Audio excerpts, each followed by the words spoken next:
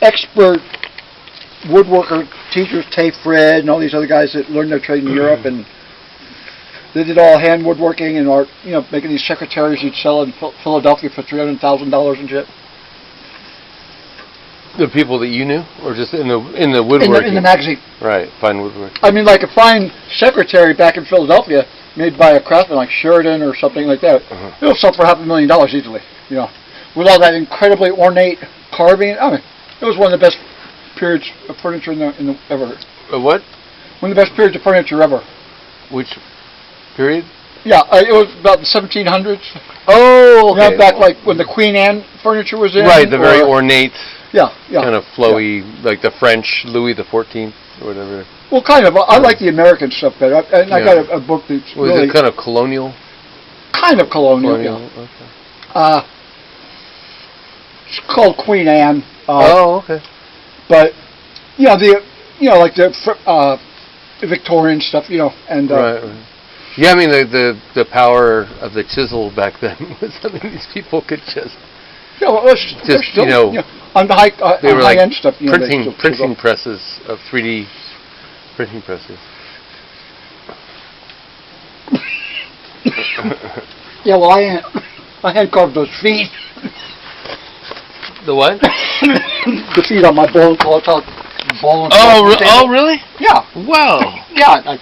You don't pay attention, do you? Oh, I do. But I mean, I didn't guess that. Yeah, I made it all completely from scratch. Wow. I mean, you can feel the strength and the power in these legs as you go down in the sinew and the veins and everything like that. And it's joined with the mortise and tenon. It's done exactly the way they would have made it back then, all joints. No screws or anything. There you go. Thanks. Huh. Wow, yeah, it's really good. And so you made that leg completely? I made everything completely. The whole table? The whole table, yeah. Wow. I didn't made it. Yeah, and I dovetailed the joints.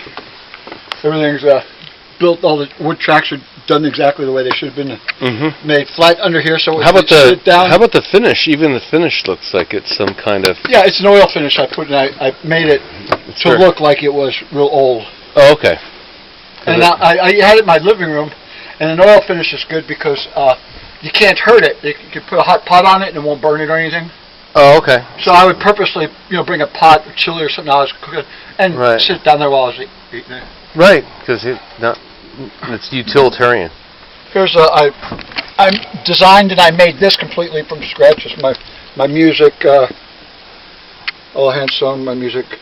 Wow. Briefcase. Nice. Is that all leather? Yeah. And I hand sewed it all. Cowhide. Yeah. Wow.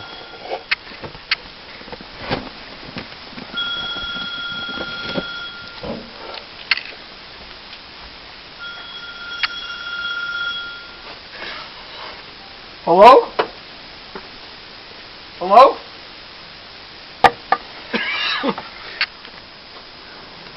Hello? Hey. No, not yet. I'll let you know when I do, though. I hope to God it's soon. All right, see ya. I'll let you know. Okay, see ya, buddy. I'm okay. Thanks. Yeah, this little I made my own saw handle. Oh, okay. I like this. This little workstation is awesome. Yeah, this toolbox. Yeah, I made this toolbox. I think it's great. Yeah, it's an old joiner's design. In fact, I made this handle, and it's just put in there with wedges, and it supports the whole thing. Now, did you make this also? No, this I didn't make. Oh, okay. Or that table. I refinished that. And this one I'm going to be refinishing. Oh, okay. Neat. Yeah, I mean, it looks like been. So how many years have you since like? I got back in this in the 80s. Oh, okay. And wow. And the knives up there, are those like little carving knives? You're lucky. You're so tall. You can do a lot with this storage. Oh yeah. Well, I like adding stuff. Tools. I don't know how much working with tools you do, but hand tools. Tools that feel good in your hand are the way to go. I got these. I made these handles for this. Right. And I like them to be really cool and feel good. I mean, hold that in your hand. It feels like it fits there. Yeah, no doubt. You know? It's solid. I mean, and fits your hand. Yeah. I mean, these are great with these Japanese blades. Yeah, they're Japanese blades, yeah. And it goes down about here, and it's, I really love the style. And then I made these, and I carved these knots in here. Mm-hmm. And then this one here, I really like. You know, the rosewood handles, so they're real solid. Right. Wow. And this is, I mean, you wouldn't want to it feels good in your hand. You know? Yeah, it's real precise too. Neat. And you made the little inlay of the. Oh yeah, everything. Yeah. Wow. Yeah. And this one's like Paduke or something. Yeah. Or it's either Paduke or Bloodwood. It's light. This is a good. I bet you've used this a lot then. No? Not that much because the blade. I made the blade from an old hacksaw. These blades are hardened. Those are incredibly useful. Sharp. Oh yeah.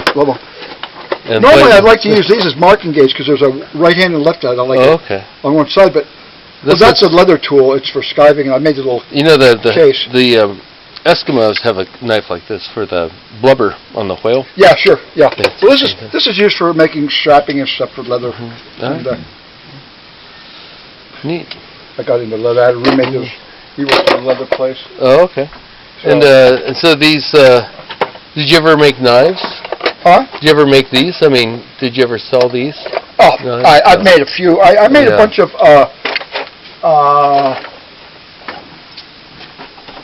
ceramic sharpening steels. And I made this, and in the sharpening steels I made all kinds of different handles. Some would be carved like this, or other, carvings in them, or plain. I made about, this guy hired me to make 20 of them, and they turned out really cool. Then I make. This what you said is a sharpening tool. I make this stuff here that I use for my fine woodwork, and that is for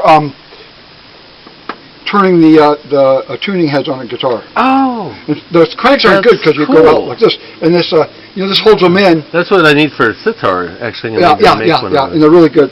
This is like little strapping. That holds it so it doesn't go falling off the the little holder. Nice. Sorry, you were going to show me something. But I've got a bunch of tools here that I made specially for guitar working and. Yeah. Let's see. I love tools. I have quite a collection. Not too many files. Not too many. So sandpaper and files are not a popular. You got plenty of files. I try. I got all these files. I made all the handles for all these. Oh, okay. I generally try to have tool edge surfaces. Cut by chisels or planes because filing is it's not a good surface to finish. Bad practice. I got all these little files and made a handle. Oh wow! Big deal. Wow, this got is some like vowels, surgery. Yeah. Are you going to keep your spot here? Do you think? No.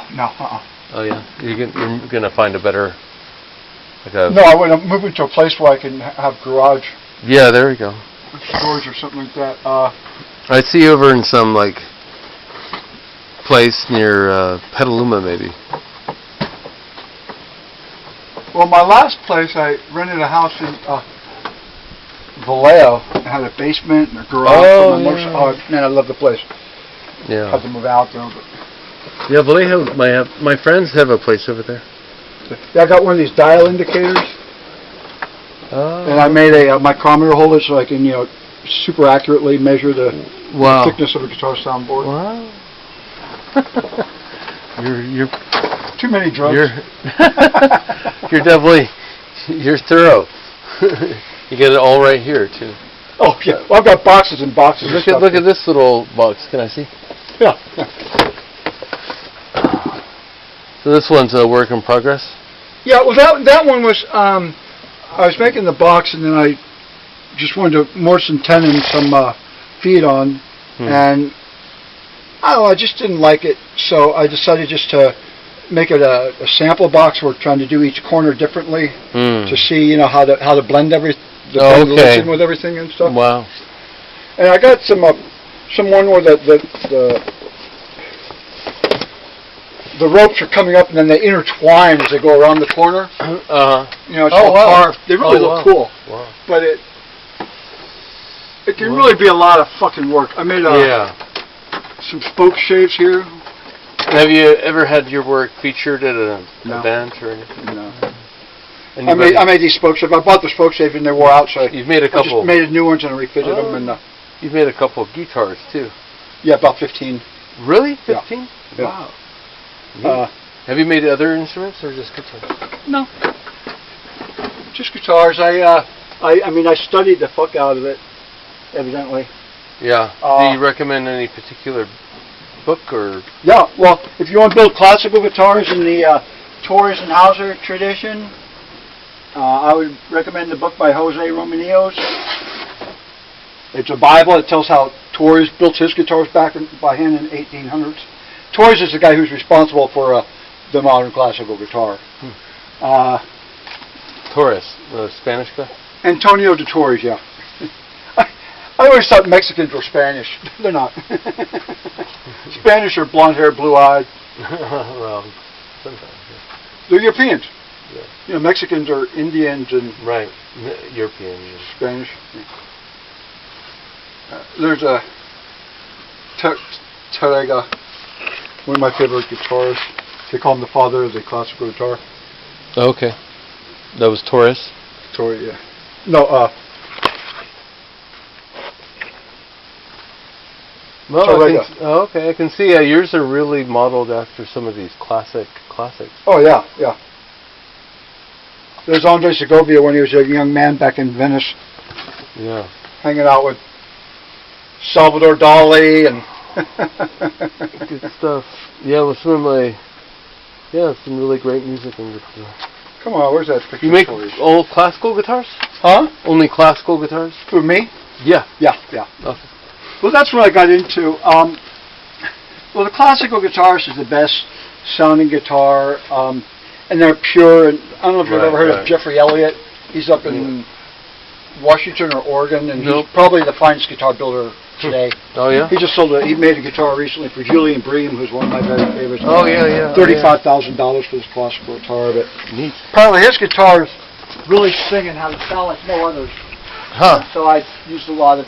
What kind of wood?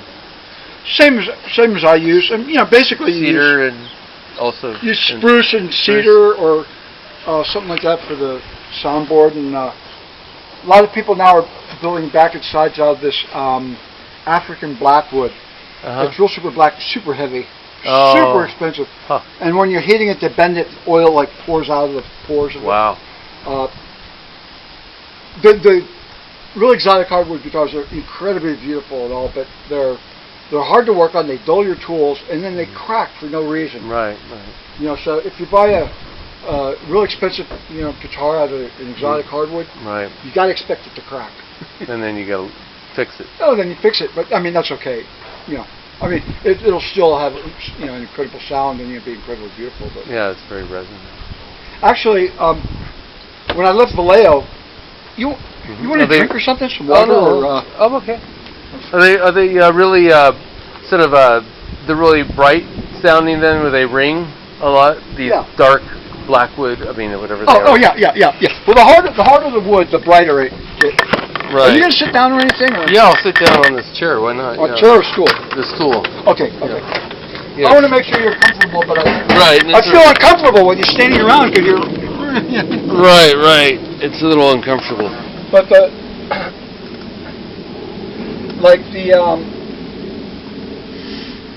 my last guitar sounds definitely different than the Rosewood Mazurcote. It sounds definitely different, brighter and louder than the Rosewood ones. Or a mahogany guitar will give you a very nice, mellow, warm sound, not super loud. Right. And then the Rosewoods are good because they're a lot louder and brighter. Right. And then Cypress is used for flamenco guitars because it muddies the sound. Oh, so it doesn't like ring. So they use Cypress for the sound. Because it's so fast, they don't want it to metal. It's like having sustain on your piano. Well, they do a lot of hard strumming and stuff like this. So the strings are lower, and they put tap plates on the soundboards. and they don't like classical guitars. The epitome. The right classical guitar should have a clear, vibrant, loud sound when you pluck the note, and you can hear it anywhere in the auditorium. This is what the criteria used to be, and so you try to make it so it's got a lot of projection and sustain, and so you can hear each note everywhere and they're clear. A flamenco guitar, there's a lot of singing and strumming, so they're made to not be that pure. But similar, but not as pure. Yeah, well, it sounds great. They not as clean and pure as a classical. They kind of dead it down with the cypress. Yeah. Well, but the classical guitar is designed for a solo instrumentalist to go up on stage and play without amplification for an audience. Yeah, in an auditorium. Huh? In an auditorium. Yeah. And Hauser was the best. He built the best guitar. He built what they call the best guitar ever made. What year was that? I think it was in 1937 or something, and Anders Segovia owned it for many, many years, and he just absolutely loved it. And it's, I think now it's in a museum. Wow. It's very, very, it's super expensive. Cedar top? No, it's a spruce top. Oh, okay. And a pretty wide neck then?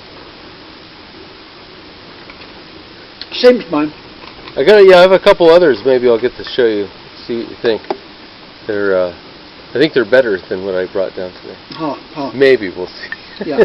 Now I have criteria. I know. Yeah. Like how something that's really well made. Well, it's nice that you got to share your cool space. I'm glad I got to come down here and meet somebody with something going on. Yeah, it's a shame you didn't meet me when I first came here, because down in the first row, where the office is, I had one of those whole things with electric, and I had a little shop set up. Nice, basically, I got that so I could finish these guitars. They got all fucked up in December, and I had to redo it. Wow. They got water damage. I had to do the finishes. Oh, so you're gonna pack up shop, hopefully. Well, then it was $200 a month, so I couldn't afford it. So you want to stay in the Bay Area? Oh yeah. Okay. I can't. I don't know. Well, I might end up moving to Mendocino or Forestville if I can find something. Mount Shasta area is pretty cool. It's a little bit too far. It's pretty far, yeah. And I've got like my truck, this stuff, and my motorcycle. Oh yeah. And I just need to get a room, because to get back into society, I feel like. Yeah. I can't stand it. Sorry. Yeah. And at least the summer. I really hate being away from my tools. I haven't basically used them for like about several years now. Oh. And it's like, it's such a part of me, because I've always got to be doing something creative, and it's like,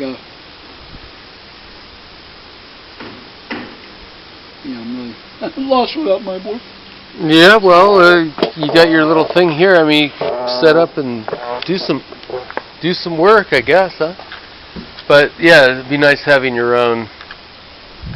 Well, you got to kind of get back in the groove, and I like doing precise stuff. But I've come to the realization there's no money in it, and I'm getting too old, and I tried getting jobs, redoing people's houses or any kind of work, and I do some work for people. It was beautiful, and they loved it.